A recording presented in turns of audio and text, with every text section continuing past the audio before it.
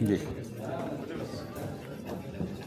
साथियों, पैलेस्टाइन से शुरुआत कर लेते हैं, उसके बाद पुलवामा का प्रेजेंटेशन भी कर लेंगे।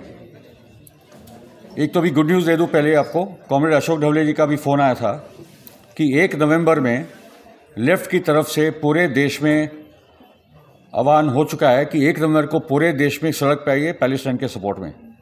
पिछले कुछ दिनों से एक पूरी कोशिश चल रही थी, तो अशोक ढवले जी और कॉमरेड मिलन रानडे और कुछ कॉमरेड हमारे साथी दीपांकर भट्टाचार्य की एक जॉइंट कॉल आ जाए, क्योंकि दुनिया भर में प्रोटेस्ट आंदोलन सड़कों पे है मगर भारत में वो ताकत दिखती नहीं है। और मोदी जी ने जो पॉलिटिकल मेस कर दिया खुद के उनके लिए, जो भी करेक्ट करने की कोशिश करे, मगर भारत की जनता की ताकत सड़कों पर आए और पैलेस्टाइन के पक्ष में हम लोग खड़े होने दिखने चाहिए। साथ ही हम लोग विश्व युद्ध की कतार पे खड़े हैं। यूक्रेन का युद्ध एक फ्रंट पे वहाँ चल रहा है, वहाँ यूएस और नेटो रशिया के खिलाफ लड़ रहे हैं। वो वॉर थिएटर अभी बदल कर अभी हमारे अखबारों की हेडलाइंस बन चुकी है, वेस्ट एशिया, पैलेस्टाइन और इजराइल।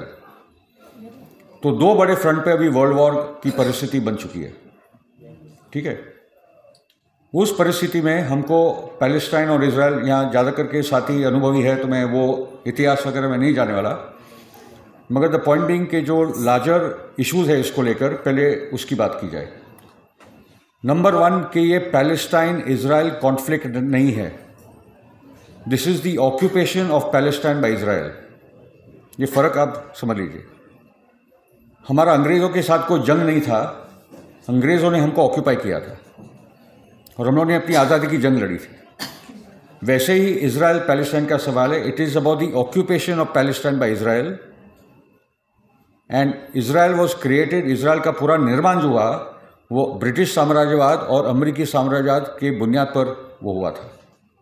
ठीक है, और आज भी आप देखोगे कि जो 7 अक्टूबर को जो घटना घटी, उसके बाद 9 अक्टूबर से ब्रिटिश और अमेरिकन वॉरशिप्स, एयरक्राफ्ट कैरियर्स वहाँ आ चुके हैं। कल की खबर है कि जर्मन और डच ट्रूप साइप्रस में आ चुके हैं। 2000 की अमेरिकी की सेना ऑलरेडी इजराइल के अंदर आ चुकी है। वहाँ लेबनान के बॉर्डर पर जो उत्तर इजराइल का जो इलाका है, द बॉर्डर विद लेबनान, वहाँ फायरिंग दोनों साइड पे हो चुकी है। गोलान हाइट्स जो सीरिया का इलाका है, जो इजराइल ने 1967 में कैप्चर किया था, वहाँ बमबारी चालू हो चुकी है। इराक और सीरिया के अंदर जो अमेरिका के बेसिस है, वहाँ अटैक चालू हो चुके हैं।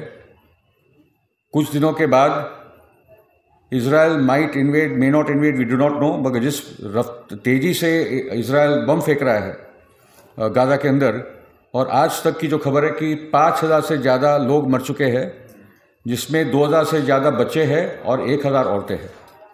और ये सब सिविलियन कैजुअलिटीज़ है। कोई फाइटर ना हमास के या PLF के, DLF के, फतह के फाइटर्स को नहीं मारा, वो सिविलियन आवाम को मार रहा है। ये पूरे के पूरे वॉर क्राइम्स है। ओके, तो 7 अक्टूबर की ऐसा लग रहा है कि इतिहास 2014 को आज़ादी मिली और 7 अक्टूबर को ये घटना चालू हुई, ये गोदी मीडिया बताने की कोशिश करी है।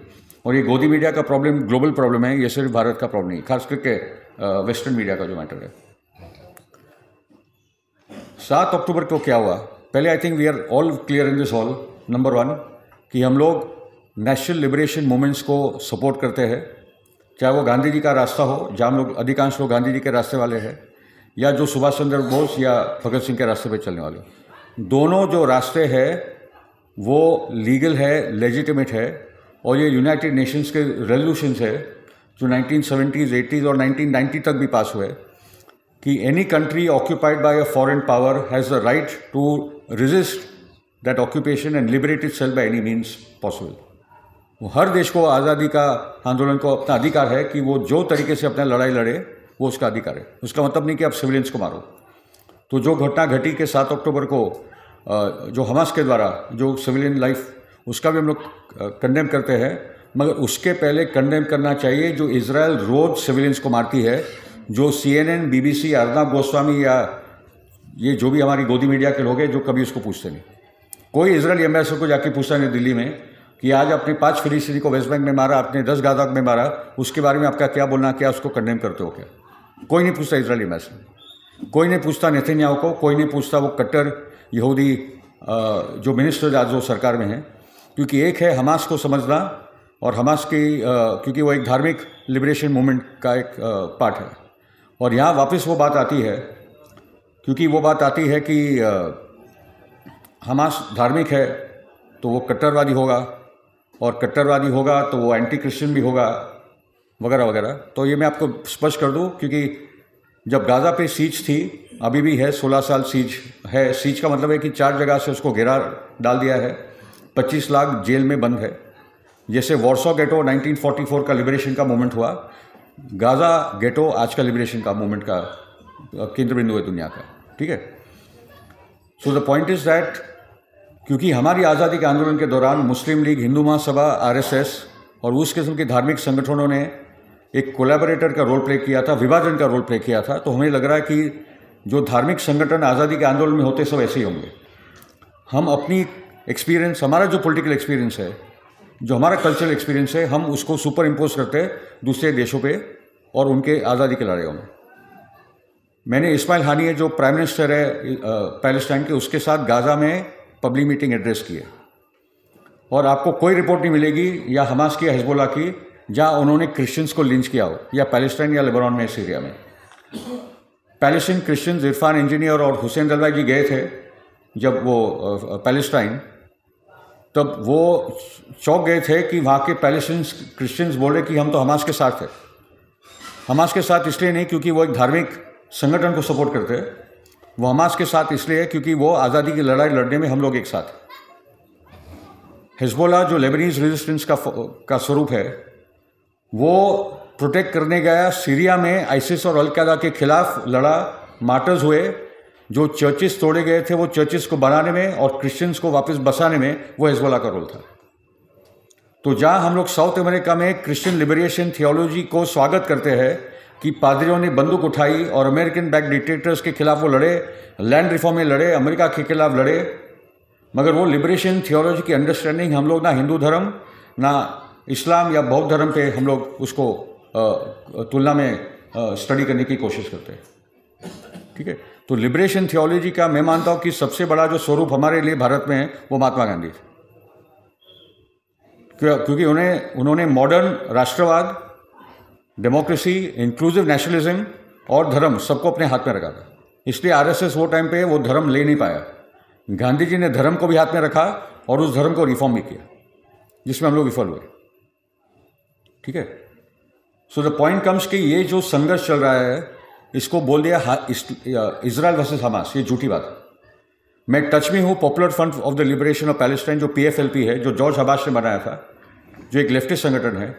DFLP जो democratic front for liberation Palestine है, जो पैलेस्टाइन कम्युनिस्ट पार्टी है, जो लेबनीज कम्युनिस्ट पार्टी है, जो सेकुलर लेबनीज फोर्सेज है, वो सबके मैं कांटेक्ट में हूँ। क्योंकि मेरा बेरूट हर साल में एक बार जाना होता है। मैं सन 2000 से लगातार कायरो, ईरान, बेरूट जाते रहते हैं। मेरा इसलिए अमेरिका का वीज़ा भी कैंसिल हो गया, उसमें कोई प्रॉब्लम है नहीं, क्योंकि जब ये यात्रा हुई थी तब ये सब देशों से आप गुजरे होगे, तो मुझे अमेरिकन एम्बेसी का, अमेरिकन कॉन्सुलेट का फ़ोन आया था कि आपको आके मिलना होगा। तो मैं बोला भाई आपको आके क्यों मिलूँ? बोला आपके वीज़ा के बारे में बात करनी। मेरे पास वीज़ा है, वो वीज़ा का कैंसिल करना है, तो आप कर लीजिए कैंसिल। क्योंकि मुझे पता था कि तभी हम लोग ने यात्रा निकाली थी, ईरान के प्रेसिडेंट के साथ हम लोग की भेंट हुई थी। और जो रेजिस्टेंट कंट्रीज़ है वेस्ट एशिया में, जो अपनी आज़ादी की लड़ाई लड़ रहे हैं, जो पूरे दक्षिण एशिया की आज़ादी की लड़ाई लड़ रहे हैं, क्योंकि आज ये पूरे दक्षिण एशिया का सवाल आ चुका है, पूरा वेस्ट एशिया का सवाल आ चुका है। यमन से ईरान, इराक से इराक, सीरिया, लेबनान, पैलेस्टाइन, ये कंट्रीज़ तो बहुत क्लियर है। मगर अभी ये दिख रहा है कि सऊदी से लेकर वो भी हिलने लग चुका है इजराइल के पक्ष में, और जो देशों ने करार किए थे आज वो सब अभी हिलने लगे, क्योंकि वो गुस्सा है आज की जनता में, और वहाँ की शायद सेना में भी वो बात फैलती जा रही है। इस पूरे ऑपरेशन का नाम है अल अक्सा फ्लड। ये क्यों बार बार ये नाम आ रहा है? क्यों यासर अराफात ने, जो हमारे लिए नेल्सन मंडेला, महात्मा गांधी और उस किस्म का राष्ट्रवाद का प्रतीक है, क्यों यासर अराफात ने एक अल अक्सा मार्टर्स ब्रिगेड बनाई थी? क्यों यासर अराफात के ऑफिस में जेरूसलम का फोटो था, जिसमें अल अक्सा मस्जिद, Qubbatus Sakhra, the church of the holy sepulchre and the Jewish wailing wall, all was there? क्योंकि ये इनका एक कॉमन क्रिश्चियन और मुस्लिम हेरिटेज का सवाल है जो पूरा बर्बाद हो रहा है। गाज़ा में दुनिया का तीसरा पुराना चर्च को भी उन्होंने ब्लास्ट कर दिया। ओके, वो कुछ नहीं छोड़ रहे। क्रिश्चियंस को मारे जा रहे, मुस्लिम्स को मारे जा रहे, मगर पैलेस्टीन क्रिश्चियंस का अभी एक अपील जारी हुआ है टू वेस्टर्न क्रिश्चियंस कि हमको मारा जा रहा है और वेस्टर्न क्रिश्चियंस का जो पूरा माइंडसेट प्रो इजराइल बन चुका है, आप कर क्या रहे हो। एक बहुत इंपॉर्टेंट डॉक्यूमेंट है। Okay, now the point comes के ये जो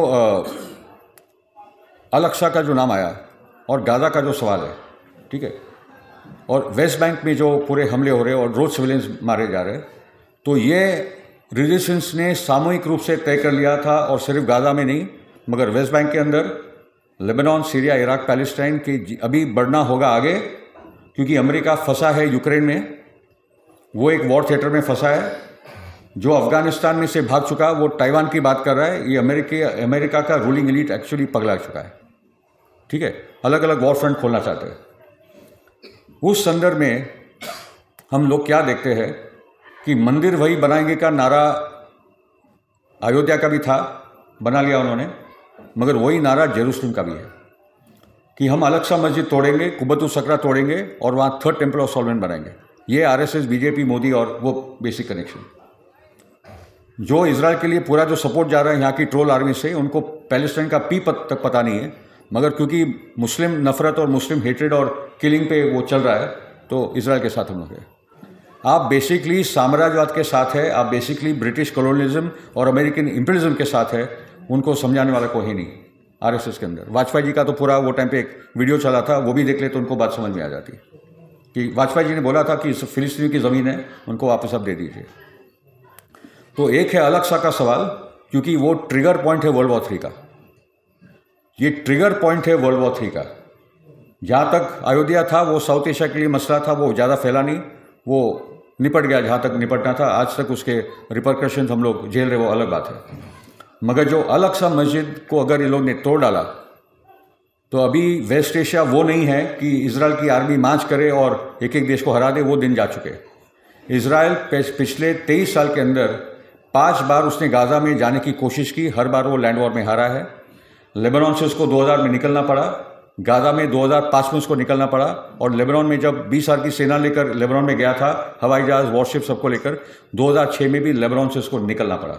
और जंग के दौरान हम लोग 6 लोग गए थे, comrade Pravir, comrade Kamal Mitra Chenoy, comrade Mohammed Salim, Seema Mustafa, हम लोग, और Vidyatai Chauhan from NAPM, she was also part of delegation. तो हम लोग की 6 लोग की डेलीगेशन गई थी वॉर टाइम पे, जब बेरूट में बॉम्बिंग चल रही थी तब हम लोग बेरूट में थे। तो आज तक वो लोगों को याद है कि वो हमारे संकट के टाइम पे आए थे हमारे, मगर उनको गांधी और नेहरू के लिए मान सम्मान है कि आपकी वो एंटी कॉलोनियल स्ट्रगल, और वो इसलिए 95% of Palestinian struggle is actually non violent. वही धरने, वही मोर्चे, वही बॉयकॉट। 1.5 साल तक गाज़ा के लोग, जिसके बारे में हम लोगों ने जिक्र तक नहीं किया, आज सब हमास को कंडेम करने के लिए आ चुके हैं, और हिंसा और ये और वो और बंदूक वगैरह, इनका अधिकार है, उनका अधिकार है उस प्रकार से लड़ना। 1.5 साल तक गाज़ा के लोग हर जुम्मे के दिन, हर फ्राइडे के दिन वो लोग बॉर्डर तक मार्च करते थे, उन पे फायरिंग होती थी, कभी हाथ गया, कभी कान गया, कभी पैर गया। 1.5 साल तक वो मार्च करते रहे। कोई भी दुनिया का हिंसक आंदोलन ने एक लेटर तक नहीं लिखा। किसी भी गांधीवादी आंदोलन को पता भी नहीं कि ये पूरा हिंसक आंदोलन वहाँ चल रहा था। ये हमारा ये है कि भारत के आंदोलनों का जो एक आज़ादी के आंदोलन से लेकर 1990 तक, वामपंथियों में तो एक इंटरनेशनल दृष्टिकोण है, मगर समाजवादियों में बहुत ही कम हो गया है, और अम्बेडकरवादियों में भी खास कोई समझ मैं तो देखता नहीं हूँ। एक श्याम दादा गायकवाड़ को छोड़ दो तो एक अलग, मैं तो महाराष्ट्र की बात करूँ, मुझे ज़्यादा पता नहीं है, मगर वो हमारी एक विफलता है पूरे जन आंदोलन की, कि जो सूत्र है ये पूरे राष्ट्रीय अंतर्राष्ट्रीय, वो उसका इंटेलेक्चुअल डिबेट और उसकी सोच और समझ बनाकर हम लोग कैसे उसको लेकर अपने कार्यक्रम खुद बनाते हैं। हम जूझ रहे बहुत सारे सवालों के साथ, मगर उसके कनेक्शन है। मोदी और आरएसएस और बीजेपी के तो तार है, हमारे तार किधर है? ये सब उनके साम्राज्यवाद के साथ तार है, हमारा ग्लोबल रेजिस्टेंस के मूवमेंट के साथ हमारे वो तार और वो रिश्ते होने चाहिए। तो नंबर 1 था अल अक्सा, इसलिए उन्होंने ये ऑपरेशन का नाम ही अल अक्सा फ्लड लग रही है। क्या नाम है ऑपरेशन का? अल अक्सा फ्लड। इसके लिए कारण कि आप बार बार अल अक्सा मस्जिद में आप घुसते हो, आपकी आर्मी अंदर आ जाती है, वहाँ जुमे के दिन आप मस्जिद, ये तो इंडिया में नहीं दिखता जो मैं फिलिस्तीन में देख रहा हूँ, यूरोप और अमेरिका में नहीं होता जो ये सब।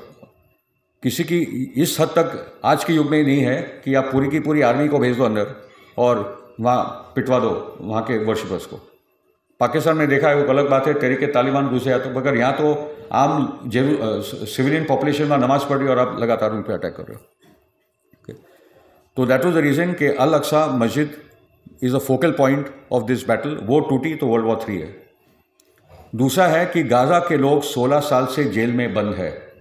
ये जो बोल रहे कि इजराइल के हॉस्टेजेस पकड़ के लेके गए, जी उन्होंने हॉस्टेजेस इसलिए बंधक बना दिए क्योंकि जब 7 अक्टूबर को हमला हुआ तो उन्होंने उनके सोल्जर्स को पकड़ा है, कुछ सिविलियंस को भी पकड़ा है। सिविलियन को छोड़ने के लिए तैयार है मगर इजराइल मना कर रहा है कि सबके सब हमको लौटा दो, ठीक है।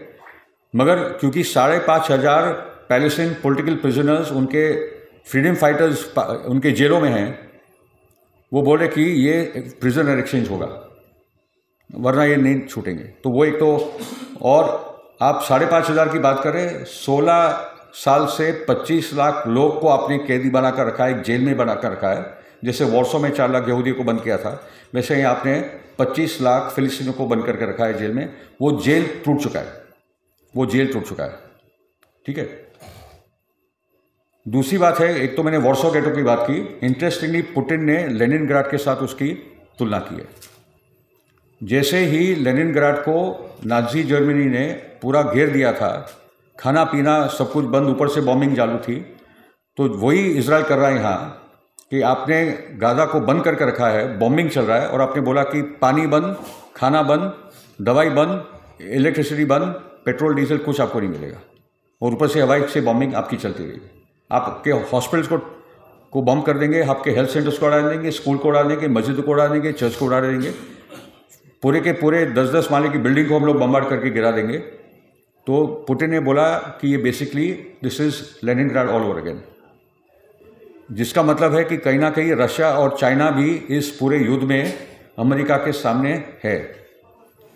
क्योंकि अगर जो अमेरिका की विफलता हुई है यूक्रेन में, ओके, जो अमेरिका की विफलता हुई है इन अफगानिस्तान या West Asia countries to resist, अगर ये जंग में अमेरिका और वेस्टर्न यूरोप हावी हो गए तो ये जो पूरा changing global balance of power है कि political power, military power and economic power, specially economic power is now shifting to the east, to China, to Russia, to the global south, to India, to South America, to Africa. ये पूरा का पूरा अगर West Asia में America और Europe जीत गए तो वापस ग्लोबल बैलेंस ऑफ पावर उनके पक्ष में जाएगा। ये रशिया ये बात को समझ रहा है, चाइना ये बात को समझ रहा है, हम भी ये बात को समझ रहे हैं। दूसरी जगह पे देखें कि अफ्रीका में क्या हो रहा है। अफ्रीका में 1 महीने पहले ऐसे 15 देश है अफ्रीका में जिसको फ्रैंकोफोन कंट्रीज बोलते हैं, जिनको 1960s में आज़ादी मिल गई थी, मगर पूरी इकोनॉमी कंट्रोल बाय फ्रांस। उनकी करेंसी वो छापते थे, उनका गोल्ड रिजर्व्स फ्रांस के बैंकों में डिपॉजिट होता था। यूरेनियम का वैल्यू, मार्केट वैल्यू $200 पर किलो, यहाँ उनको $1 में बेचना पड़ता था। तो बुर्किना फासो, माली, गैबॉन, नाइजर, ये सब जगह मिलिट्री ने टेक ओवर किया है। जो क्रांतिकारी मिलिट्री अपने आप को बोलती हुई देखेंगे वो कितने क्रांतिकारी है, मगर जो बिकाऊ सो कॉल्ड डेमोक्रेटिक लीडर्स थे वो सबको हटाकर अभी कुछ नया हो रहा है। एक नया जनरेशन ऑफ अफ्रीकन लीडर्स अभी सामने आ रहे हैं। तो अफ्रीका में वो लोग हार रहे हैं।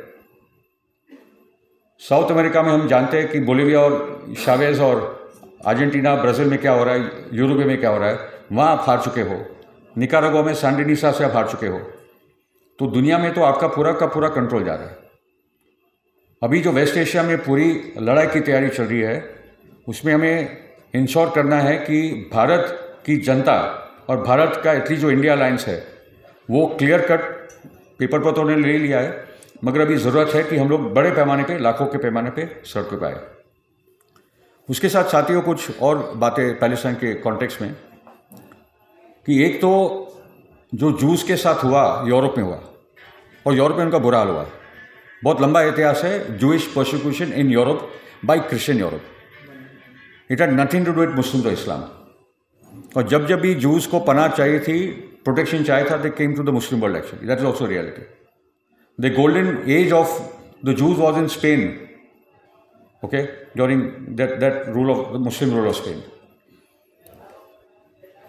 मगर जब ये 1917 में ये रॉथशील्ड फैमिली और ब्रिटिश एम्पायर का एक डील होता है, can you put on silent please.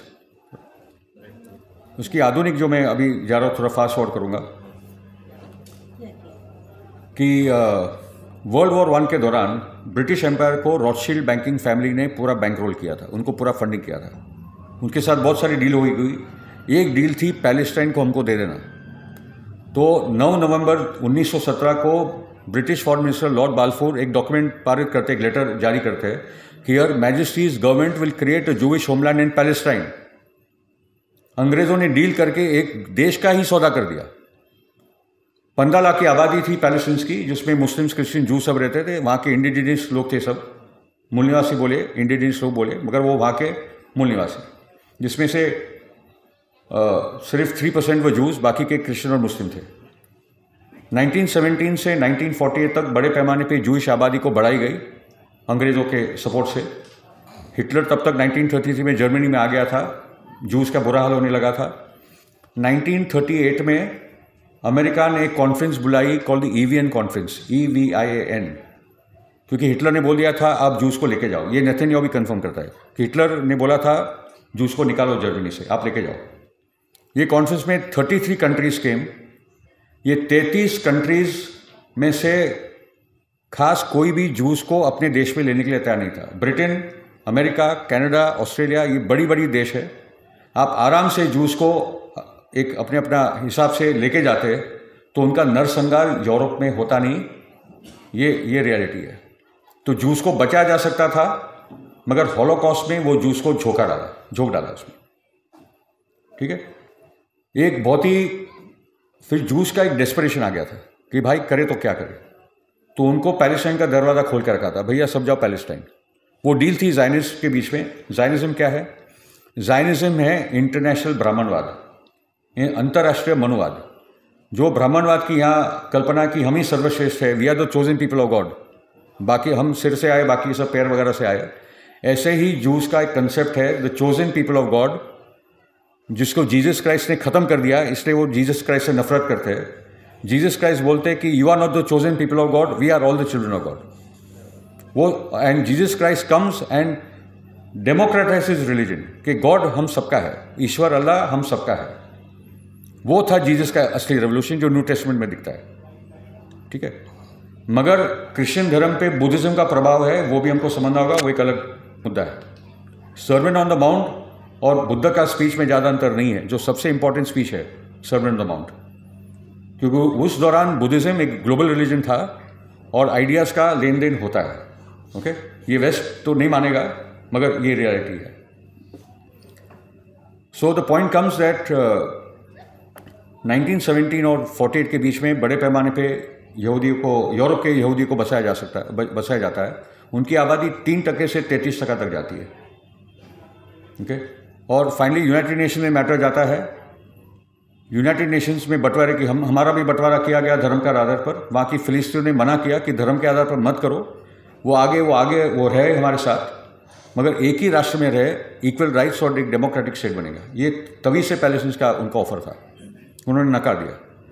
1948 में तो बंटवारा क्या हुआ कि जिनकी 33% की आबादी जो 30 साल में बन गई, उनको यूनाइटेड नेशंस दे देता है 56%, और जिनकी 44%, जिनकी 67% आबादी है, उनको दे दिया 44%। तो ये तो कभी फेयर डील नहीं था, उन्होंने एक्सेप्ट नहीं किया। वॉर हुई।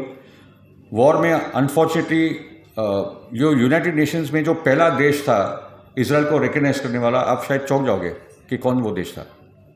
कुछ आइडिया है आपको? जो पहला देश था इजराइल को रिकग्नाइज करने वाला, वो सोवियत रूस था।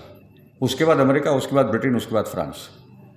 तो ये हमको एक बहुत बड़ा संशोधन का मुद्दा है कि सोवियत रूस की कम्युनिस्ट पार्टी में ज़ायनिस्ट जूस का क्या रोल था। ये बहुत इंपॉर्टेंट है, ये बहुत इंपॉर्टेंट है, क्योंकि जो गेनाडी ज़ुगानोव है, जो बेसिकली रशियन कम्युनिस्ट पार्टी का जो अध्यक्ष है, जो जनरल सेक्रेटरी है, वो ज़ायनिस्ट पूंजीवाद की बात करता है।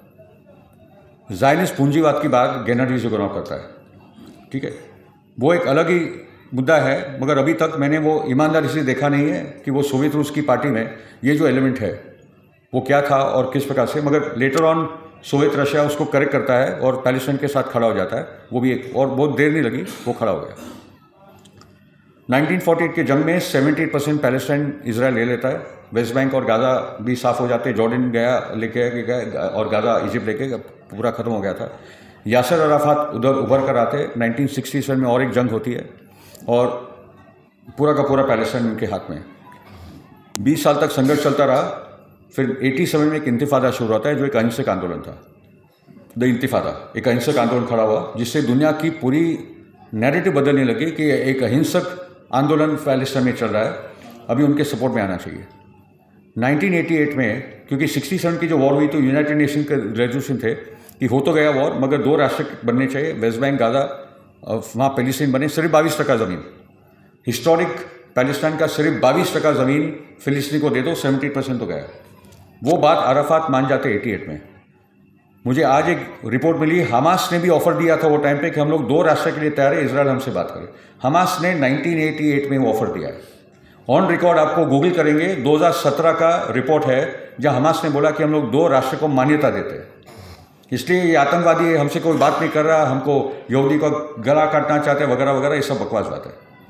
ठीक है, ये पूरा वेस्टर्न और क्योंकि वो मीडिया इतनी भयंकर कंट्रोल है। आपको 2-3 एग्जाम्पल दे दूँ। MSNBC जो CNN और बाकी के बहुत मेजर चैनल है अमेरिका में, CNBC के 3 मुस्लिम एंकर्स को, जो बहुत ही इंपॉर्टेंट एंकर्स है, वो तीनों को निकाला कि कहीं भी आपको पैलेस्टाइन नैरेटिव नहीं देनी है, आप हमास को आतंकवादी बोलो।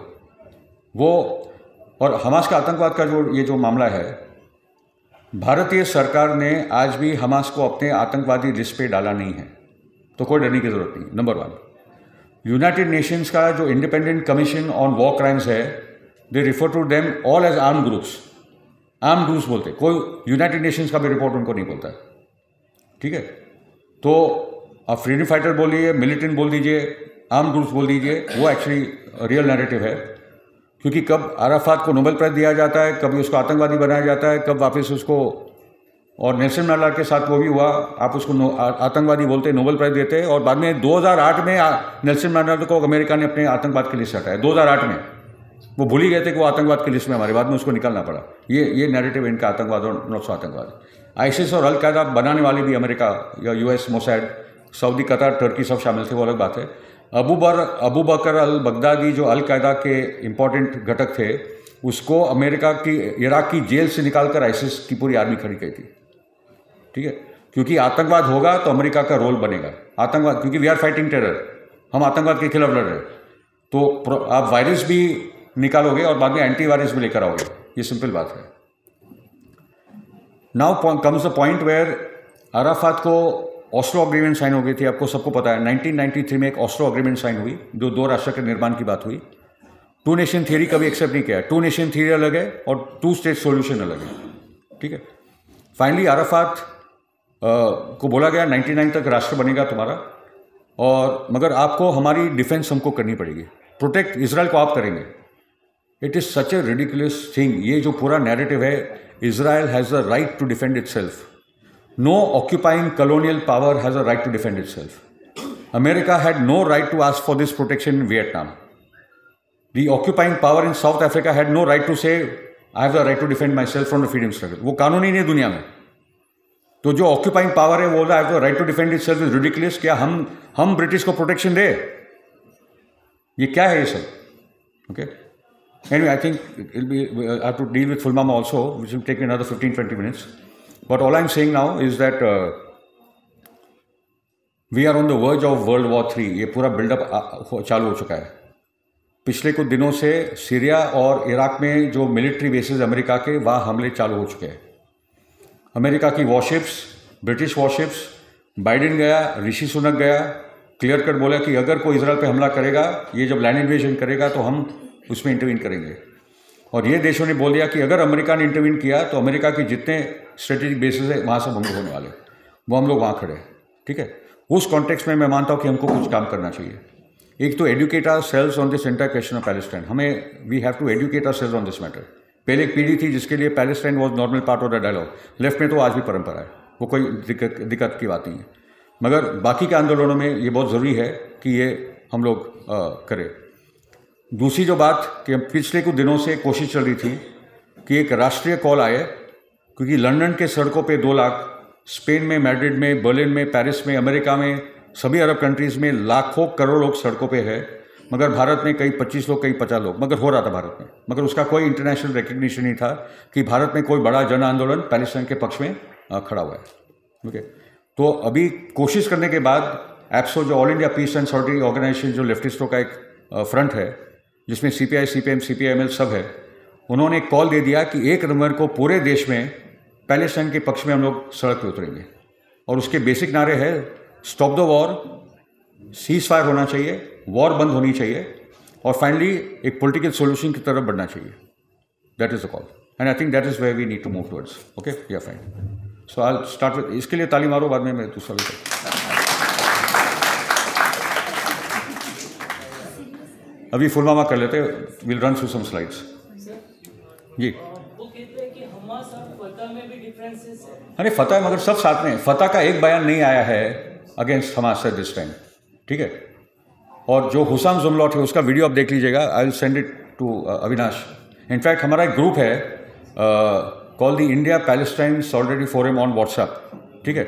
वो ग्रुप का लिंक आपको सबको आ जाएगा, और एक साथी जिम्मेदारी ले ले, आप उस ग्रुप में आ जाइए, आपको डेली अपडेट्स मिलते जाएंगे, कुछ कमाल के आर्टिकल्स, क्योंकि हमारे कुछ विदेश के भी साथी हैं उसमें, जो वेस्ट एशिया के हैं, तो वहाँ लगातार अपडेट्स आ रहे हैं। ओके, तो वो बहुत ज़रूरी है टाइम पे। तो अंतर तो रहेगा, वामपंथी और कांग्रेस में भी अंतर था, मगर आज़ादी में हम लोग सब साथ में थे। That is the point. जी, yeah sure, no you will get the entire presentation but take photos. जी साथियों, जी take those who want to take photos are welcome. There is no copyright out here. जी, तो शुरू करें, आगे बढ़ो भाई। या ये जी, will freeze it there. Pulwama का जो हमला हुआ 14 फरवरी 2019 को, 14 फरवरी 2019 को जो हमला हुआ, कुछ दिनों के अंदर मैं तो, आप और मेरे जैसे लोग तो समझ ही गए थे कि ये 2019 के चुनाव के कॉन्टेक्स्ट में हुआ है, और भी ये चुनाव हाथ में गया है, ठीक है। और अभी वापस हमको वो डर है, बड़ा शक है कि 2024 के चुनाव के पहले भी इस किस्म का हमला कोई करवाया जाएगा, ठीक है। I think some problem, right जी। और हम सबको वो शक है कि 2024 के चुनाव के पहले भी ऐसा कोई आतंकवादी हमला करवाया जाएगा, बराबर। सतपाल मलिक और एडवोकेट प्रशांत भूषण स्पष्ट रूप से बोल चुके हैं कि राम मंदिर टारगेट में आ सकता है, POK भारत पाकिस्तान की फिक्स मैच वॉर हो सकती है। संजय राउत और उद्धव ठाकरे जी ने बोल दिया है कि जब 22 जनवरी को जो राम मंदिर शुरू होगा, तो जो राम भक्त जाएंगे बसेज और ट्रेनों में, वो कोई ना कोई ट्रेन या बस को उड़ाया जाएगा, जैसे गोधरा कांड हुआ था। अगर ऐसा कुछ भी हुआ तो 400 सीट से कम बीजेपी को नहीं मिलेगा। साउथ इंडिया बच जाएगा, बाकी का वो साफ कर लेंगे। तो मैं जिग्नेश मेवानी के साथ था कुछ दिनों पहले बेंगलोर में, तो मैंने इनको बोली अभी वापस 300 सीट का मैं देख रहा हूँ टीवी पे कि 300 सीट, 350 सीट मिलेगी। तो उससे बोला ये 300 350 सीट नहीं, अमित शाह तो 400 सीट की बात कर रहा है। तो मैं तो कन्फर्म ही हो गया कि ये कोई ना कोई बड़े कांड, क्योंकि हमारा जो अनुमान है कि वो 200 सीट के अंदर आ रहा है। हमारे जो यूट्यूब चैनल्स है, जो ग्राउंड सिचुएशन पे जो काम कर रहे हैं, कि 150, 180 के अंदर बीजेपी इस बार आ जाएगी। और यहाँ ये 400 सीट की बात कर रहे हैं। 400 सीट तभी आएगा उनका जब हम कैलकुलेट करेंगे जिसको बोलते हैं एक्स फैक्टर। नॉर्मल इलेक्शन में बीजेपी को 200 सीट से ज़्यादा नहीं मिल सकती, ये स्पष्ट है, और आने वाले विधानसभा के चुनाव में भी ये क्लियर हो जाएगा। तो ये एक्स फैक्टर जो मल्टीप्लाई वाला होता है, तो ये एक्स फैक्टर क्या है? ओके, ये एक्स फैक्टर है क्योंकि क्या हुआ था कि 6 जनवरी 2023 यही साल में अलकायदा की जो गजवा हिंद करके मैगजीन, जो साउथ एशिया की उनकी मैगजीन है, वहाँ एक आर्टिकल आया था कि we are going to target Ram Mandir और गुरुवायूर मंदिर इन केरला। मेरी तो आंखें तभी खुल गई थी, मगर कोई सुनने के लिए तैयार नहीं था। क्योंकि पुलवामा का इशू डेड हो चुका था। यहाँ वहाँ कोई लोग बोलते थे, कोई सुनने के लिए तैयार नहीं था। मगर अप्रैल में सत्यपाल मलिक जी आते और उन्होंने कहा था कि मोदी जी का मुझे फ़ोन आया था और उसने बोला चुप बैठो। तो सत्यपाल मलिक जी क्या बोले थे? सत्यपाल जी ने जब आतंकवादी हमला हुआ तब उसने कहा कि मीडिया को कि गलती हमारी थी। और गलती क्या थी कि जो बाय रोड ये कारवा गया 78 गाड़ियों का, अगर वो एयरलिफ्ट हो जाता तो ये कांड नहीं होता, ये आतंकवादी हमला नहीं होता। ये गलती हमारी थी कि हम लोगों ने प्लेन उनको हेलीकॉप्टर एयरलिफ्ट नहीं दिया, इसलिए ये मारे गए। उसके बाद मोदी जी का फ़ोन आता है कि आप चुप बैठो, कुछ बोलो मत। और वो एक कोई ढाबे से फ़ोन आया था। कोई बड़ा अटैक सत्यपाल मलिक जी पे हुआ नहीं है। एक बार अमित शाह का बयान आया, मगर पूरी गोदी मीडिया को लग जाना था सत्यपाल मलिक के देशद्रोह के केसेस होने चाहिए थे कि झूठा है, मोदी को बदनाम कर रहा है, ये प्रो पाकिस्तान बात कर रहा है, वगैरह वगैरह वगैरह। कुछ नहीं हुआ। वो ये पूरे डिबेट को अवॉइड कर रहे हैं। दूसरी बात जो सत्यपाल मलिक जी बोलते हैं कि एयरलिफ्ट की जहाँ तक बात है, वो मुझे बोल देते हैं, मैं सीआरपीएफ वालों को एयरलिफ्ट करवा देता, क्योंकि मैं तो विद्यार्थियों को मैंने बार बार एयरलिफ्ट करवाया, इतना आसान है। तीसरी बात जो सत्यपाल मलिक जी बोलते हैं कि मुझे बाद में पता चला कि पहले से ही एक गाड़ी घूम रही थी 10-12 दिन के साथ, 10-12 दिन पहले ये बॉम्ब लेकर। ये बहुत भयंकर बातें बोल रहे हो।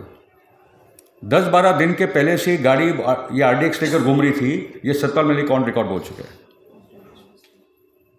Kashmir is the most highly militarised region in the world. 5 से 7 लाख हमारी आर्मी और पैरामिलिट्री फोर्सेस जब कभी भी होते हुआ चप्पे चप्पे पे हमारे फोर्सेज वहाँ लगे। तो गाड़ी घूम रही है, उसकी चेकिंग नहीं हो रही, बॉम्ब लेकर हो रही है, ये सत्यपाल मलिक बोलते हैं। और उसका भी कोई रिबटल सरकार के साथ ये अटैक सत्यपाल मलिक जी पे नहीं होता।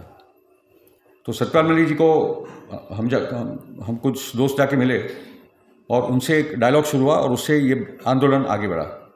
क्योंकि ये आंदोलन बेसिकली है पुलवामा का सत्य, एक जन आंदोलन। हमारे 40 जवान जो मरे उनको न्याय मिलना चाहिए, और न्याय तभी मिलेगा जब इसकी इंक्वायरी होगी। और जो जो अफसर उसमें शामिल थे, जो पॉलिटिकल लीडर्स उसमें शामिल थे, होम मिनिस्टर राजनाथ सिंह, अजीत दोवल जो national security advisor, minister of affairs, दूसरे जो CRPF, BSF, पैरामिलिट्री फोर्सेज, जो भी जिम्मेदारी थी उस दिन उस सुरक्षा देने के लिए, वो सबको का इन्वेस्टिगेशन होना चाहिए, सबको सजा होनी चाहिए। सजा तो दूर की बात है, सबका प्रमोशन हो चुका है। जैसे गोगोई का प्रमोशन हुआ था, वैसे इन बहुत सारे अफसरों का प्रमोशन हो गया, क्योंकि वो शामिल थे कांड में। ठीक है। नाउ द पॉइंट कम्स के I'll go to the standard operating procedures. Let's go to the slide on the standard. Carry on. हाँ, ये 2019 का चुनाव भी बहुत इंपॉर्टेंट है, क्योंकि 2018 और 2023 हम लोग वहाँ वापस पहुँच चुके हैं। 2018 में छत्तीसगढ़, मध्य प्रदेश, राजस्थान में वो हार चुके थे। 70% भारत उनके हाथ से निकल चुका था। और नैरेटिव ये था चौकीदार चोर है, नीरव मोदी, चोकसी, राफेल का कांड। वो टाइम पे कोई इंडिया अलायंस नहीं थी, राहुल गांधी वो कद नहीं था। उसके बावजूद गोदी मीडिया खुद बोल रही थी, क्योंकि GDP भी 0% पे ग्रोथ था। गोदी मीडिया बोल रहा था कि 282 सीट का 100 सीट का लॉस होने वाला है। वो टाइम पे मैं ये सब चैनल में जाता, अभी नहीं जाता मैं, मगर खुद अंदर जो नैरेटिव थी कि 280 का, और वो तो मीडिया में आ चुका था कि 282 का 100 सीट का लॉस होने वाला है, वो 200 के अंदर आने वाला है। तो ये बोलना कि लोकसभा और विधानसभा के चुनाव का पूरा नैरेटिव अलग होता है, वो टाइम पे भी बात गलत थी। हम लोग बहुत ज़्यादा ओवर एस्टिमेट करते हैं, क्योंकि वो जो फायरिंग चलती रहती है हम पे, उसमें हम लोग खुद चक्कर में आ गए थे कि भाई बजरंग बली का भी क्या करे। कर्नाटक में कांग्रेस भी डर गई थी। बाद में जब जीते तो बजरंग बली कांग्रेस के ऑफिस के बाहर खड़ा था। ठीक है। सो द पॉइंट इज के we are overestimating, we don't need to underestimate मत करो, मगर ओवर एस्टिमेट मत करो, जैसे कर्नाटक के लोग ने करके बताया। ठीक है। सो मोदी का क्या था वो टाइम पे नैरेटिव? क्या वो आतंकवादी हमला करेगा, रोएगा कि मुझे मारने के लिए लोग आ रहे हैं, मुझे बहुत इंसल्ट होता है, war with Pakistan, communal riots या वहाँ असैसिनेशन। हम लोग को पता है कि वो पूरा कांड बनाया गया था कि मोदी की हत्या के लिए वगैरह वगैरह। अपने तो कॉमरेड तेल तुमड़े का भी नाम उसमें आ गया था। ये सब रिडिकुलस बात है। ओके, नेक्स्ट या just carry on. Mamata Banerjee से लेकर राम गोपाल यादव से लेकर राज ठाकरे, उन्होंने कुछ इंपॉर्टेंट बातें बोली थी। ममता बनर्जी तो बोल दिया था कि मोदी जी आपको पहले से पता था, आपके पास इन्फॉर्मेशन था, आपने ये होने दिया। ये ममता बनर्जी तब भी बोली थी। राम गोपाल यादव बोले कि अगर हमारी सरकार आ गई, इसका इन्वेस्टिगेशन हुआ तो बड़े बड़े लोग के नाम आने वाले। और राज ठाकरे ने तो अजीत दोवल का नाम लेकर बोला था कि अजीत दोवल के मूवमेंट्स की अगर इन्वेस्टिगेशन हो जाए तो ये पूरा कांड खुल जाएगा। अजीत दोवल का नाम लेकर राज ठाकरे ने बोला था, ठीक है। यस, अपने ये लेफ्टिनेंट कर्नल हुडा है, उन्होंने कहा था कि ये जो बॉम्ब है they may have come from within, मतलब जम्मू कश्मीर हाईवे पे जो काम चलता रहता है, क्वारिंग वो तोड़ो, पहाड़ को तोड़ो, रास्ता बनाओ, तो the bombs may have come from with in. मैंने उनको फ़ोन भी किया था, उन्होंने ये पूरे प्रेजेंटेशन को अप्रूव किया था, वो बोला कि बोला था एनवाईटी का, न्यूयॉर्क टाइम्स का रिपोर्ट वगैरह सही है। नेक्स्ट, ओके, मीडिया का जो रोल था उस दौरान, including NDTV under Ravish Kumar, NDTV तो अभी हाथ में गया ना, none of the channels newspapers were willing to question the narrative, कोई इन्वेस्टिगेशन करने के लिए तैयार नहीं, जो उनको आईबी ने न्यूज़ फीड किया वही चलता रहा, ये सभी channels including the Ravish Kumar channel, let's not forget that, okay. और एक बहुत इंपॉर्टेंट इन्वेस्टिगेशन हुआ था भाई सुचित्रा विजयन एंड वसुंधरा श्रीनेड्रेनिन इन द वॉशिंगटन पोस्ट। उन्होंने कहा कि ये पूरी की पूरी जो मीडिया बन चुकी है वो बीजेपी की प्रोपेगेंडा विंग बन चुकी है, जहाँ तक पुलवामा का सवाल है। या इसमें संजीव सूद का नाम आप देख लीजिए, उनको गूगल कर लीजिए, वो बॉर्डर सिक्योरिटी फोर्स के फॉर्मर एडिशनल डायरेक्टर जनरल जिसके साथ मैं काम करता हूँ, उनके बहुत इंपॉर्टेंट आर्टिकल्स हैं।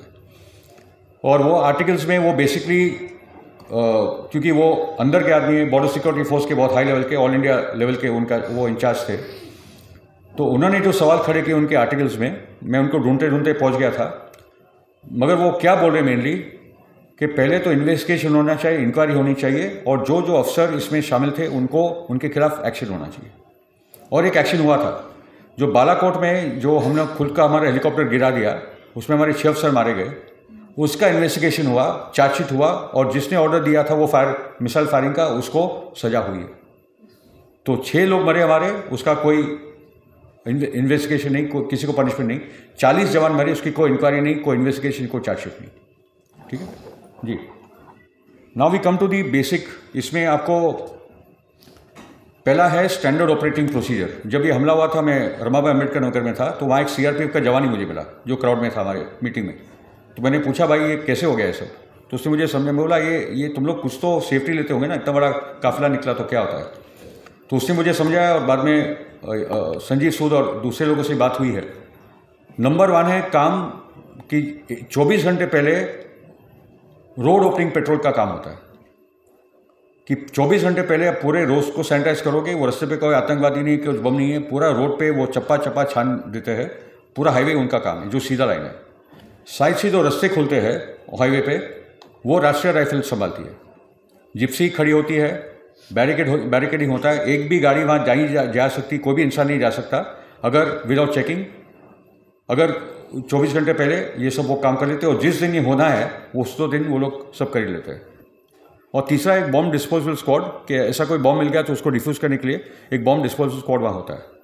और अभी तो हम लोग आधुनिक युद्ध में है, और अमेरिका का मैंने कुछ वीडियो देखी इराक में कि वो पूरे काफिले के साथ हेलीकॉप्टर होते ऊपर, और ड्रोन्स भी होते।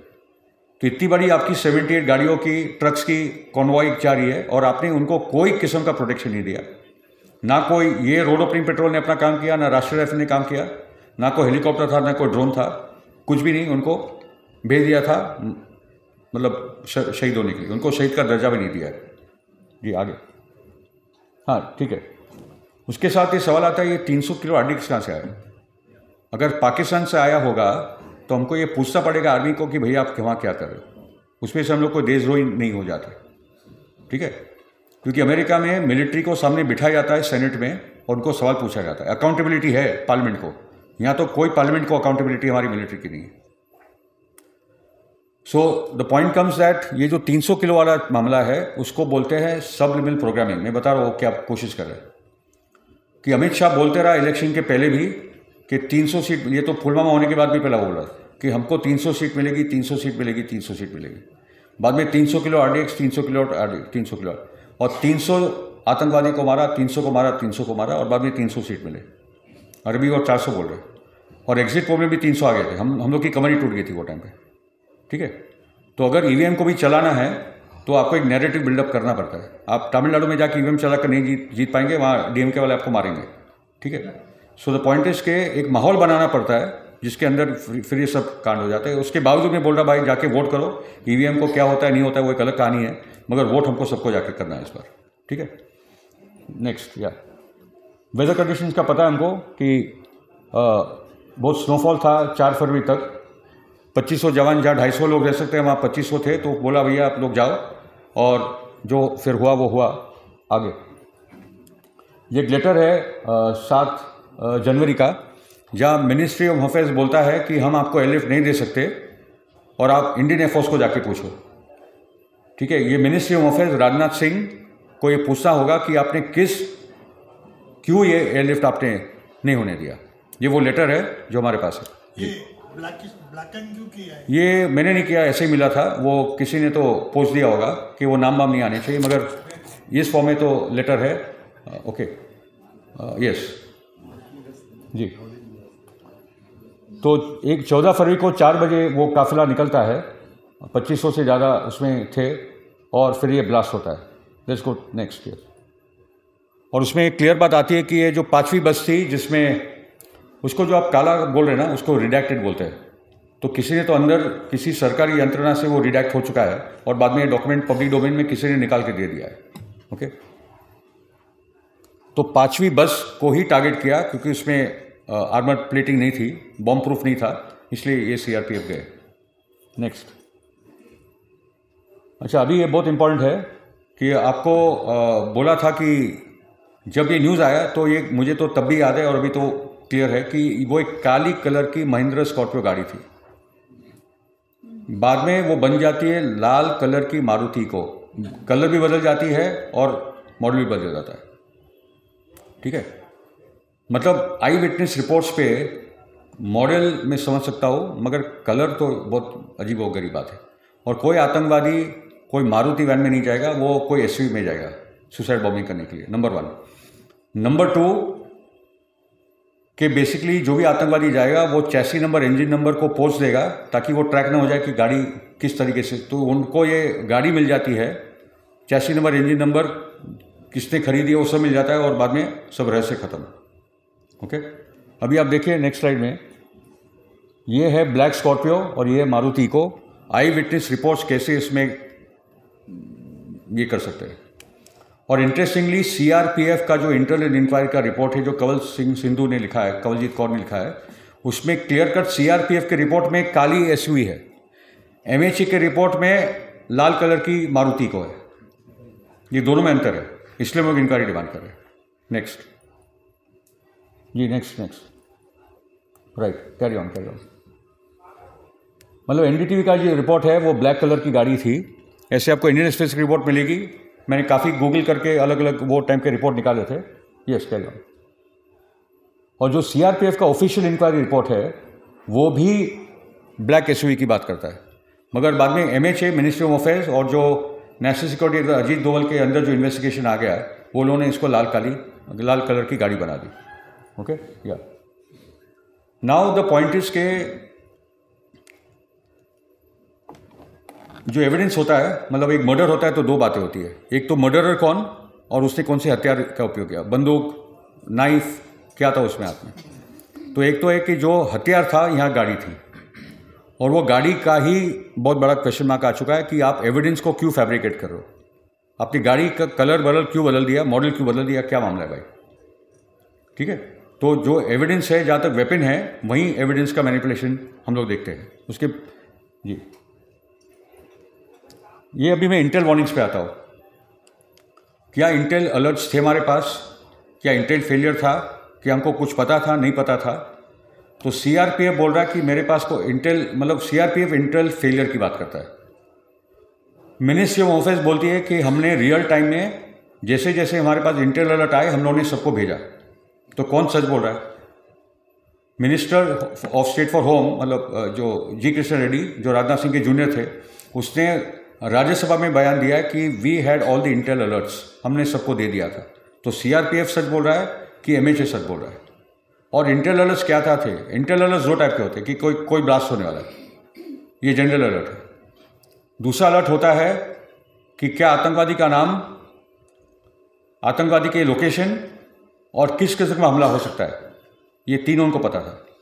और इसमें आनंदो भक्तो करके एक यंग पत्रकार है जो असिस्टेंट एडिटर है फ्रंटलाइन के, जिनमें कश्मीर के पहले बार काम था। उसने 2 साल का इन्वेस्टिगेशन करके आनंद भक्तों ने अपना इन्वेस्टिगेशन रिपोर्ट तैयार किया और बहुत कमाल का वो रिपोर्ट है। और आनंद भक्तों ने ये क्लियर कर बोला था, जो भी इसको इन्फॉर्मेशन अंदर से प्रोवाइड कर रहे थे, कि मुझे वो इंटेल अलर्ट्स के फोटोग्राफ चाहिए, उसके बिना, वो एविडेंस के बिना मैं नहीं ये छापूंगा। वो 11 के 11 इंटेल अलर्ट के फोटोग्राफ आनंद भक्तों के पास है। उसने फ्रंटलाइन में वो नहीं छापे, मगर वो फ्रंटलाइन की स्टोरी को सरकार ने चैलेंज नहीं की है। तो क्या इंटेल अलर्ट थे हमारे पास? ये 8 फरवरी का इंटेल अलर्ट है, marked extremely urgent, CRPF, BSF सबको मार्क किया है। नीचे आप देखें, sanitise areas properly before occupying your place of deployment as there is inputs that IEDs could be used. क्या बोल रहा है वो? Extremely urgent number 1, number 2, sanitise कीजिए आपके इलाका जहाँ जहाँ भी आप जा रहे हैं, क्योंकि इनपुट्स है बॉम्ब ब्लास्ट के। सैनिटाइज कीजिए, आप बॉम्ब ब्लास्ट हो सकता है। ओके, ये क्लियर कट इसमें आया है, क्योंकि आईडी एक्सप्लोजिव डिवाइसेस यूज हो सकते हैं। ये 8 फरवरी का इंटेल अलर्ट है, 14 को ब्लास्ट हुआ। ये जब मैंने इंटेल अलर्ट बताया सतपाल मलिक जी को कि आप गवर्नर थे, आपके पास तो आया होगा, तो सतपाल मलिक जी बोले मुझे एक भी पुलवामा का इंटेल अलर्ट मेरे टेबल पे आया नहीं है। वो सीएम थे, मतलब सीएम तो थे ही नहीं वो टाइम पे, एडॉक वही चला रहे थे, वही गवर्नर थे, वही जम्मू कश्मीर के इंचार्ज थे। तो एक भी पुलवामा का इंटेल अलर्ट इनको आया नहीं है। और वो उनको बोलते रहते थे कि सतपाल मलिक जी आपका जान का खतरा है, तो आप राजभवन से एयरपोर्ट जाइए वगैरह वगैरह, आप बाहर बैठ के बंद चाय पीजिए, वो सब उनको बोलते थे। मगर पुलवामा का कोई भी इंटेल अलर्ट उन्होंने सतपाल मलिक जी के साथ शेयर नहीं किया। नेक्स्ट जी, carry on. Okay, as I said के सीआरपीएफ बोल रहा कि इंटेल अलर्ट हमारे पास नहीं थे, इंटेल फेलियर था। एमएचए बोल रहा कि सबको दिया, इसलिए इंक्वायरी की जरूरत है। नेक्स्ट नेक्स्ट नेक्स्ट ओके, ये आनंद भक्तों का आर्टिकल है, पब्लिश्ड ऑन 21 फरवरी 2021। और वो जो उसमें आप देखेंगे कि उसने क्या क्या उसमें डिटेल दिए है। एक है मुदस्सिर अहमद खान का नाम, जो जैश ए मोहम्मद का था मास्टरमाइंड करके नाम आ चुका, क्योंकि मुदस्सिर अहमद खान का रोल पहले भी सीआरपीएफ के कैंप में अटैक का था, उसका बैकग्राउंड है। दूसरा, मुदस्सिर अहमद खान कहाँ था? वो था मिदुरा और लामतराल गांव में, उसका लोकेशन उनको पता था, उसको पकड़ा नहीं। और तीसरी बात कि किस किस्म का हमला हो सकता है, वो जम्मू कश्मीर पुलिस ने एक 313_GT ट्विटर हैंडल, एक जिहादी ट्विटर हैंडल थे, उसमें एक वीडियो आया था कि हम लोग सोमालिया में जिस किस्म का हमला करते हैं, सुसाइड बॉम्बिंग, हम लोग गाड़ी के गाड़ी उड़ा देते आपके गवर्नमेंट या आर्मी पे, तो वो डाउनलोड करके जम्मू कश्मीर पुलिस ने 33 सेकंड का एक वीडियो तैयार करके सबको भेजा कि इस किस्म का हमला हो सकता है। तो नाम पता, लोकेशन पता आतंकवादियों का, और किस किस्म का हमला हो सकता है सुसाइड बॉम्बिंग का, उनको वो भी तक पता था। इसको बोलते हैं एक्शनेबल इंटेलिजेंस। ठीक है, आगे तो अलर्ट्स आ गए थे 2 तारीख, 3, 7, 8, 21, 22 और फरवरी के 1, 8, 9, 12, 13 तारीख तक ऐसे 11 इंटेल अलर्ट उनके पास आ चुके थे। तो सच कौन बोल रहा है? सीआरपीएफ बोल रहा है, एमएचए बोल रहा है, कौन सच बोल रहा है? आगे जी जी, कैरी ऑन। हाँ, no, just go back, sorry, okay, just wait. ये है ये रूट जहाँ से वो कार आई थी, ये जो सिरनू विलेज है और वहाँ अवंतीपोरा है। आदिलदार का गांव 10 किलोमीटर दूर था। ये जो सिरनू विलेज है, एक दिन पहले 2:30 बजे, 13 तारीख को 2:30 बजे एक ब्लास्ट होता है एक स्कूल में। कोई ग्रेनेड फेंके जाता है, 19 बच्चे घायल होते हैं, 5 बच्चे श्रीनगर के अस्पताल में लेके जाते हैं। ये जो रास्ते में ब्लास्ट हुआ, उसके बाद क्या होना है? मिलिट्री और पैरामिलिट्री फोर्सेज उस इलाके को पूरे ताबे में ले लेगी, बराबर। और इसी इलाके से वो गाड़ी आती है अवंतीपोरा। आप समझ लीजिए मैं क्या बोल रहा हूँ, ठीक है। नेक्स्ट, अभी आदिलदार पे नेक्स्ट, ये मुंबई मिरर का एक रिपोर्ट है कि आदिलदार जिसका कनेक्शन था जैश ए मोहम्मद और लश्कर तैयबा के साथ, उसको 6 बार पकड़ा गया, 6 बार छोड़ा गया, और उसका आतंकवादी संगठनों के साथ रिश्ता था। वो खाली पत्थर फेंकने वाला लड़का नहीं था।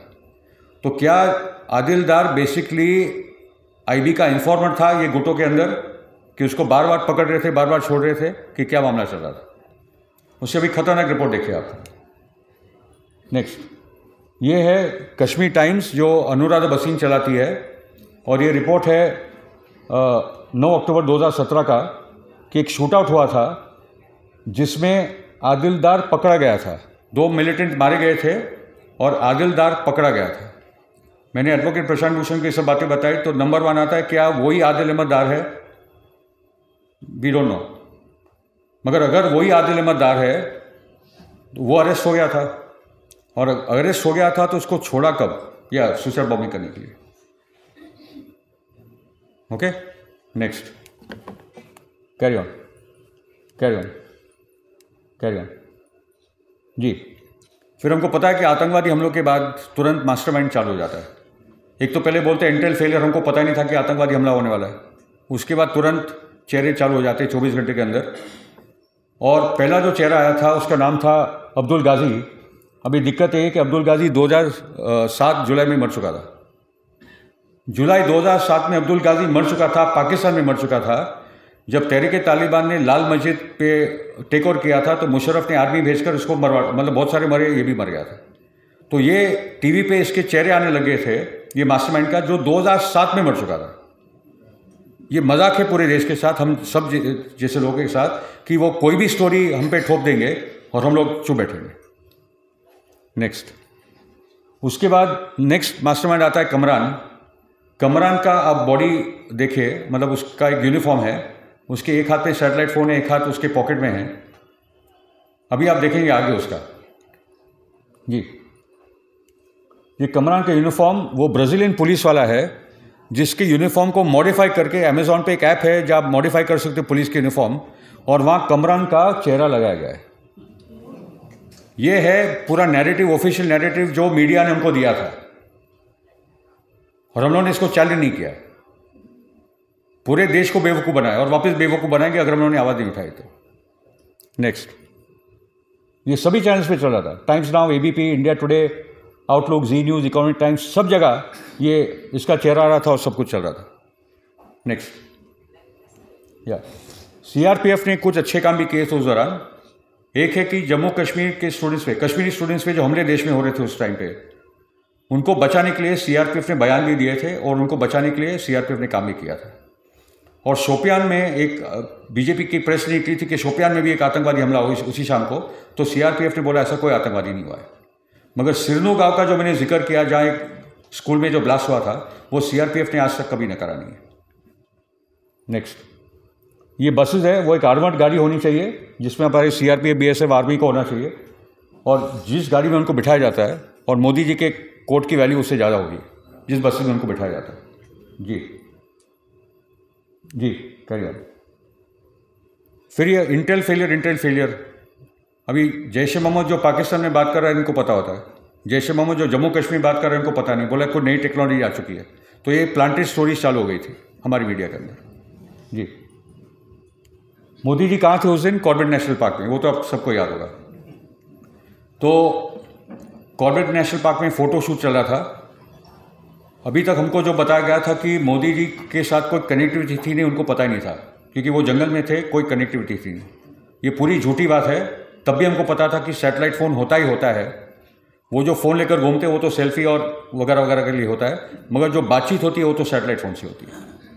नॉर्मल फ़ोन कॉल चलो, मगर जो बेसिक जो उनको कनेक्टिविटी की सवाल है, चाहे वो राजनाथ सिंह हो या डोवल हो या नृपेंद्र मिश्रा हो जो उनके प्रिंसिपल सेक्रेटरी थे, ये तीनों की जिम्मेदारी थी मोदी को फ़ोन करना, या मोदी उनको फ़ोन कर दे, या जो भी है, क्योंकि मोदी ने इसको तो फ़ोन कर लिया था सतपाल मलिक को, और उसका खास कोई डिनाइल सरकार की तरफ से नहीं, वो इस पूरे डिबेट से ही भाग रहे। ठीक है, so the point is that 3:10 पे ये तो हमको पता था कि ये ब्लास्ट हुआ, और एक बात पता थी कि 5:10 पे रुद्रापुर जो यूपी में गांव है, वहाँ मोदी ने उस मीटिंग को संबोधित किया बाय हिज मोबाइल फ़ोन, मगर वहाँ रुद्रापुर की मीटिंग को वो पुलवामा का जिक्र तक नहीं करते कि ऐसा कोई ब्लास्ट हुआ है, मैं इसको खंडन करता हूँ वगैरह वगैरह, ऐसा कुछ भी मोदी जी नहीं बोलते, पुलवामा का जिक्र ही नहीं करते मोदी जी। और फाइनली 6:46 को ट्विटर हैंडल पे वो कंडेम करते हैं, और उसके बाद 7, साढ़े 7 बजे वो दिल्ली जाते हैं, और मोदी जी के पास 3 हेलीकॉप्टर होते हैं, एक हेलीकॉप्टर में वो बैठते हैं, 2 हेलीकॉप्टर उसके साथ चलते हैं। तो जब सतपाल मलिक को उन्होंने फ़ोन किया था, तभी मोदी जी को हेलीकॉप्टर में बैठकर सीधा दिल्ली जाना चाहिए, क्योंकि इतना बड़ा आतंकवादी हमला हुआ था। ओके। जी नेक्स्ट। और इतना बड़ा आतंकवादी हमले के बाद जितने सरकारी प्रोग्राम थे वो कैंसिल होने चाहिए थे। At least 1 day of national mourning, if not 1 week, कुछ भी नहीं हुआ। अगले दिन से मोदी रास्ते पे, अमित शाह रास्ते पे, जो भी उनका नॉर्मल रूटीन था वो हाथ मिला रहे, रिबन काट रहे, सब चालू हो गया था। और ये टेलीग्राफ का रिपोर्ट है कि मोदी जी की खुशियाँ देखो उसके बाद। How can you question? Okay, this is Modi ji, every single day he is like, look at his clothes and his face, एक खुशी आ गई थी कि भाई अपना काम हो चुका है। नेक्स्ट,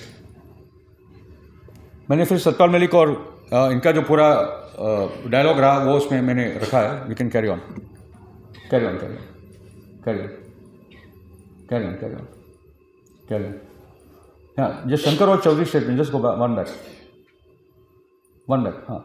जनरल शंकर और चौधरी जो हमारे chief of staff, 18 military chief of staff रह चुके हैं, उन्होंने टेलीग्राफ में 17/4 मतलब सतपाल मलिक के बयान के बाद खुद उन्होंने एक बयान दिया था कि the primary responsibility behind the loss of life in Pulwama rest on the government headed by prime minister Modi, who is advised by national security advisor Doval. This was a setback. मगर जो जिम्मेदारी थी उस दिन जो भी हुआ वो प्राइम मिनिस्टर मोदी की है, अजीत डोवल की है। ये उनको ये जिम्मेदारी माननी चाहिए कि जो भी हुआ। ये 18th chief of military staff general Shankar Roy Chowdhury की का बयान था। कोई डिबेट नहीं टीवी पे उसका बात, मतलब आया गया वो न्यूज़। इतनी बड़ी बात आपके मिलिट्री चीफ ने बोल दी है। ठीक है, आगे जहाँ तक जस्ट गो बैक वन। अभी बालाकोट पे आते हैं, 5 मिनट वही ख़त्म करेंगे, 9 बजने वाले। ये मुझे दिक्कत नहीं है, शायद हॉल बॉल बंद करना होगा। तो बालाकोट का जो सर्जिकल स्ट्राइक, मैं आपको एक किताब का नाम बता दूँ, it's called the spy chronicles. Spy chronicles written by Aditya Sinha, एक जर्नलिस्ट है दिल्ली वाले। और उसमें अपने दुलात जो हमारे एक्स रॉ चीफ और दुरानी जो एक्स ISI चीफ, दोनों का डायलॉग है। वो किताब 2018 में निकली थी। उसमें एक चैप्टर है सर्जिकल स्ट्राइक्स पे। और वो सर्जिकल स्ट्राइक्स का चैप्टर ऐसा है कि अगर भारत और पाकिस्तान में युद्ध की कोई परिस्थिति बन जाए, जैसे 26/11 हो गया, जैसे कोई ऐसा कोई बड़ा आतंकवादी हमला हो गया कि दोनों देश की जनता एकदम कि भाई वॉर करो, तो दुरानी बोलते दुलात को, तब मुझे तुम फ़ोन करो, मैं तुमको पाकिस्तान में टारगेट दूंगा, तुम वहाँ सर्जिकल स्ट्राइक करो, नुकसान मत करना। तुम्हारी मीडिया को बोल दो भैया बहुत नुकसान हुआ, हम हमारी मीडिया को बोले कि कुछ नुकसान नहीं हुआ, हम अपनी जनता को संभालें कि तुम हमारी जनता को संभालो, मामला खत्म। इसको बोलते हैं surgical choreograph surgical strikes, choreographed surgical strikes. ठीक है। Now the point is what happened in Balakot. There are only 2 questions on Balakot. हमें एविडेंस दीजिए कि आपने जैश ए मोहम्मद की कैंप को उड़ा दिया, और दूसरा हमको एविडेंस दीजिए कि आपने 300 लोग को मारा। दोनों का एविडेंस नहीं है। जितने अखबार थे, वॉशिंगटन पोस्ट, न्यूयॉर्क टाइम्स, जेन डिफेंस वीकली, रॉयटर्स, अल जजीरा वगैरह वगैरह वगैरह, जितने इंटरनेशनल वहाँ जर्नलिस्ट थे वहाँ, उन्होंने कहा कि वो जगह पे गए, कोई नुकसान नहीं हुआ, अस्पताल में गए, कोई मरा नहीं। तो हुआ क्या? 10 किलोमीटर दूर जैश ए मोहम्मद के कैंप से एक जंगल है जहाँ 7 पेड़ गिरे, कौवा मरा, आपका सर्जिकल स्ट्राइक हो गया। ठीक है। उसके बाद पाकिस्तान के F-16 फाइटर आते हैं, वो भी एक खुले मैदान में, खुले खेत में बम मार के निकल जाते, हो गया। अभिनंदन को बोला गया था कि तुम मत चेस करो, अभिनंदन गए और वो उसको बाद में वो हमारा एक प्लेन उन्होंने टारगेट कर लिया, अभिनंदन को कैप्चर किया, बाद में 24 घंटे में लौटा भी दिया। Okay, that was what happened in Balakot. हमने अपने गलती से हमारा हेलीकॉप्टर भी गिराया था। जो हम लोगों ने बोला कि F-16 को हम लोगों ने मार गिराया, तो अमेरिका ने बोला कि हम लोगों ने जो F-16 बेचे सबकी गिनती की, किसी ने किसी को कोई नुकसान नहीं पहुंचाया, सब F-16 उनके सही सलामत है। That was Balakot. Okay, now the point is just carry on, carry on, carry on, carry on, carry on, carry on. ये है वो मिसाइल्स, बॉम्ब्स होते हैं, जो स्पाइस बॉम्ब्स होते हैं, जो मिराज 2000 में लगे थे। सबके आगे एक वीडियो कैमरा है। ठीक है। आखिरी माइक्रो सेकेंड तक लाइव फीड जाती है एयरक्राफ्ट को, और उसके पास वो पूरा डेटा आ जाता है, वीडियो फीड आ जाती है। और वो वीडियो फीड अगर होती तो सभी चैनल्स को मोदी जी बता देते, दुनिया के चैनल्स को चला जाता कि मैंने ये जैश ए मोहम्मद के कैंप को उड़ा दिया। अगर आपको प्रूफ चाहिए कि हम लोगों ने ऐसा पहला कोई काम किया है, तो मुंडो थालो करके हिमालय में एक पहाड़ है, वो मुंडो थालो कैंप में कारगिल के टाइम पे पाकिस्तान की कुछ कैंप्स हमको मिल नहीं रही थी, कहाँ से इन्फिल्ट्रेशन आ रहा है। तो हमारे जेट फाइटर ने वो मुंडो थालो कैंप को ढूंढ लिया था और हमने वो कैंप को उड़ा दिया था। आज तक आपको यूट्यूब पे आप मुंडो थालो गूगल करोगे तो आपको वो कैंप का एविडेंस मिलेगा कि हमने वो कैंप उड़ा दी थी, मगर इस बालाकोट का कोई एविडेंस नहीं है। एयर चीफ मार्शल को पूछा कि हमको एविडेंस दीजिए कि आपने कितने मारे, तो एयर चीफ मार्शल बोलते हैं it is not our job to count, हमारा काम नहीं गिनना, तो गिनेगा कौन। दूसरा कि आपने टारगेट को मारा, we hit the target we were given, जो टारगेट मुझे दिया गया था मैंने वो टारगेट को मारा। टारगेट कौन सा वो नहीं बोलने देता है। आलूवालिया जो बीजेपी के प्रवक्ता है बोले 0 मरे, मोदी और अमित शाह बोलते हैं 300 मरे, क्योंकि 300 का उनको सीट लाना था। और अर्नब गोस्वामी क्या कर रहा था वो टाइम पे, उसका व्हाट्सएप मैसेज क्या था। जैसे पुलवामा होता है तो जो टीआरपी का इन्वेस्टिगेशन हुआ महाराष्ट्र की, जो हमारी पहले की सरकार थी, उद्धव जी ठाकरे की सेक्युलर पार्टी की सरकार, क्योंकि अभी शिवसेना अपने आपको सेक्युलर बोलती है खुले रूप से, वो अच्छी बात है। तो पॉइंट्स के जैसे पुलवामा अटैक हुआ, जब व्हाट्सएप का इन्वेस्टिगेशन हुआ अर्नब का, तो उसका व्हाट्सएप मैसेज था now we have one like crazy, अभी हम लोग जीत चुके। अर्नब वॉज हैप्पी पुलवामा के बाद कि ये आतंकवादी हमले के बाद अभी हम लोग जीत चुके हैं। और बालाकोट के 3 दिन पहले उसने मैसेज भेजा था कि कुछ बड़ा होने वाला है। तो राहुल गांधी ने सवाल खड़ा किया कि अगर अर्नब को पता था कि आप लोग करने वाले तो उनको भी पता होगा, तो लीक किसने किया। ये ऑफिशियल सीक्रेट्स एक्ट का वायलेशन है। Modi ji, Rajnath Singh, Ajit Doval, military chief, air force chief किसने लीक किया है। 14 फरवरी को अटैक हुआ, 26 फरवरी को आप अटैक करते हो, 14 दिन के लिए वहाँ बैठे थे क्या मार खाने के लिए वो लोग। ये सब बेवकूफ़ी बात है, जिसको करना था वो भाग गए। और मौलाना अजहर मसूद को छोड़ा किसने था, वाजपेयी जी की सरकार के अजीत डोवल ने उसको छोड़ा था। उसके छोड़ने के बाद जैश ए मोहम्मद बना 1999 में, जब हमारा प्लेन IC-814 को हाईजैक किया था, फिर कांदार में उसको छोड़ा था, अजीत डोवल छोड़ने के लिए गए थे अजहर मसूद को। उसके बाद जैश ए मोहम्मद बनता है, उसके बाद पार्लियामेंट के अटैक होते हैं, उसके बाद पठानकोट उरी होते हैं। आप कोरिलेशन कर लीजिए कि इलेक्शन के पहले कौन से आतंकवादी हमले हुए और किसको फायदा होता है ये इलेक्शन के दौरान। That is the point. Okay जी, या अच्छा, और एक स्टेटमेंट है, वो जस्ट गो बैक। उन्होंने इसको नॉन मिलिट्री प्रीएम्प्टिव स्ट्राइक बोला था।